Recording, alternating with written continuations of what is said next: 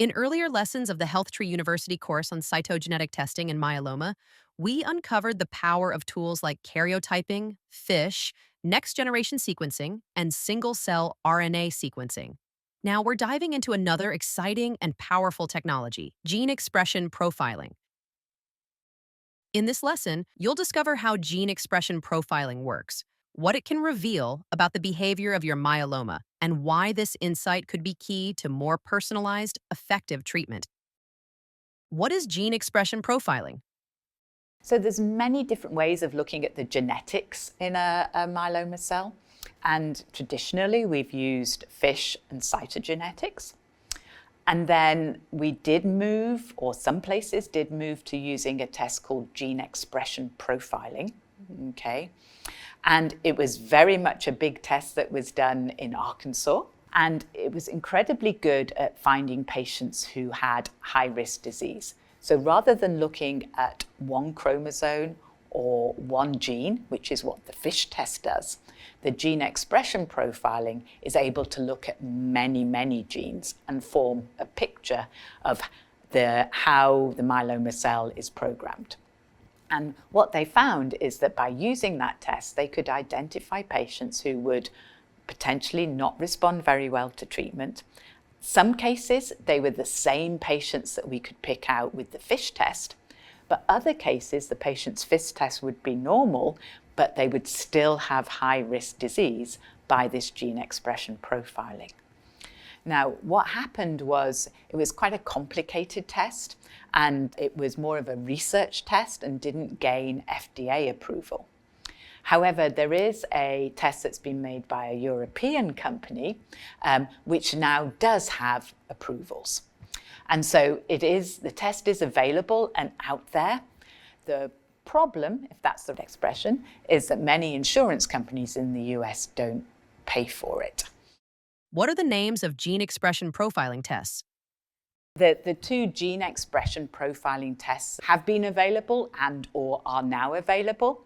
The Arkansas test was called the GEP 70, Gene Expression Profiling 70. And then the European test was initially called EMC 92 and now has changed to SKY 92. Gene expression profiling is a laboratory test that analyzes the activity levels of many genes at once to determine which are turned on or off in a particular cell. In multiple myeloma, GEP helps identify specific gene patterns that can provide insight into the aggressiveness of the disease, predict treatment response, and classify myeloma into different risk groups. Just generally now, there is a trying to move from using some of these old tests, like the genetics and the FISH, which are incredibly expensive, moving to some of these newer tests, a little bit like the gene expression, but also some more sophisticated tests, which we call a panel or next generation sequencing, which are able to find all of the information that those other tests do combined. Now, the problem is that they are still in the research phase. They're beginning to move into getting FDA approvals and so on. People are working on that. But it's very much around big data and around having computational methods to read this. But I think from a myeloma perspective, there's a big push for it. It's used all the time in leukemia. Okay, and for some reason, leukemia doctors are wired to do these tests. Myeloma doctors, for some reason, are still using the old tests. And so there's a big push to persuade people to move to these newer tests that we can get a better idea on risk. How do you interpret the heat map generated from a gene expression profiling test? Different genes are expressed in different cells. So a muscle cell will express genes, a liver cell, a plasma cell, they'll express their sets of genes.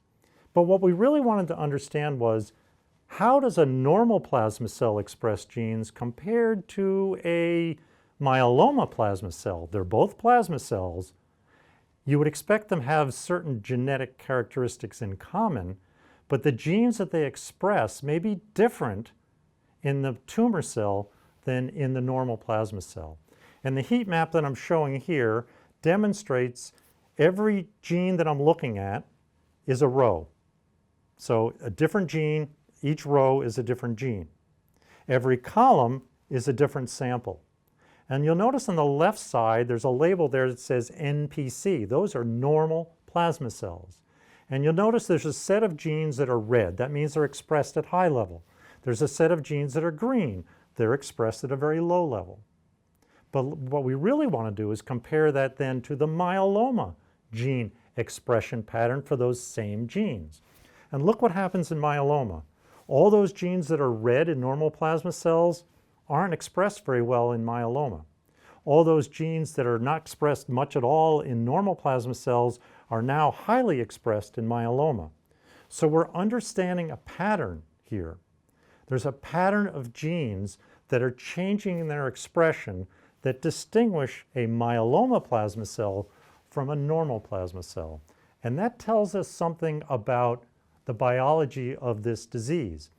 Now look at those myelomas and the columns, and you'll notice that even though there's a block of red and a block of green, those two columns are not identical in every myeloma. Brings home my point. Every myeloma is different. So even though there are some common genes that are often upregulated or genes that are downregulated in their expression, every myeloma is a little different. And really, we need to understand that. In fact, you could take that pattern there and you could say, I've got a pattern. Where else do we see patterns that distinguish outcomes? One of those is in a grocery store barcode. So I'm giving you an example here of a pattern. These are two grocery store barcodes. They have some things in common, some things that distinguish them. It's a barcode. Look at the bottom of the barcode. You'll notice that the bars all look very similar. That means those two products in the grocery store probably share something in common. But look, as you move up the pattern starts shifting, which says, wait a minute, those two barcodes probably are defining two different products in the grocery store, but something that they have in common because the pattern is similar. Turns out one of those codes says, well, this is wheat bread, and one of them is white bread. They share a common feature. They're both bread, but they are distinct. One is white, one is wheat. Let's think about that application of a barcode that might distinguish a patient who will respond to a therapy versus a patient that doesn't respond to a therapy.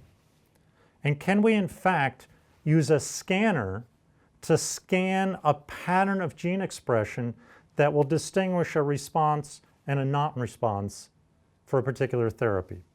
And that's work that we've done and other labs have done as well. So here's an example of a tumor, one myeloma. This myeloma was being treated with bortezomib. And this is just a laboratory treatment of the myeloma. And you can see in this graph, what you're seeing is 100% of the cells are alive when we started, but we started giving this tumor in the lab bortezomib or Velcade, which a lot of you are familiar with. And you'll notice that at 100%, as we increased the concentration of the drug, we had fewer and fewer cells surviving, so that by the time we got to a relatively low concentration of drug, we killed all the myeloma cells. That would tell me that that myeloma right there had a pretty good response to bortezomib because we killed all the cells. Now the question is, if I test other myelomas, what happens? Well, what you can see here is I've got a lot of myelomas that look like that first one where they die very quickly in the drug. But look at all the myelomas that aren't responding very well. That's a demonstration of the heterogeneity of myeloma from different patients. Some of those patients' myelomas responded, killing all those tumor cells to bortezomib very quickly, but there are a lot of myelomas that didn't respond well to that at all. How can I tell the difference?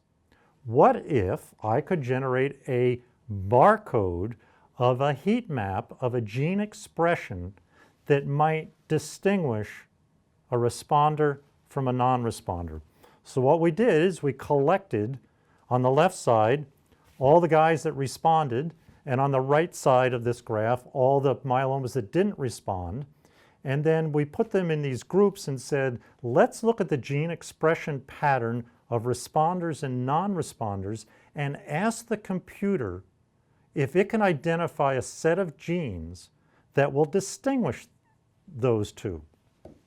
And here is a result. I now have another heat map, but my heat map is not distinguishing normal myeloma from normal plasma cells from myeloma plasma cells. The pattern on the left are all the myelomas that responded to the drug. The pattern on the right are all the myelomas that did not respond to the drug. That could be useful information. So for example, if a new patient walks in the door and I say, you know what, before we even treat you, let's do an expression analysis of your tumor. And if we generate a heat map of one tumor and it looks like that, you say, gee, that pattern matches the ones on the left that are responders. This will be a good drug for you to try. If your pattern looked like the one on the right, which were all non-responders, you might say, you know, based on your gene expression pattern, you might not respond to the drug. Maybe we should find other drugs that you will respond to. We invite you to create a free HealthTree Cure Hub account. Go to Cure Hub website and enter your email here to create an account. After securely connecting your medical records, you'll be able to view your myeloma genetic profile.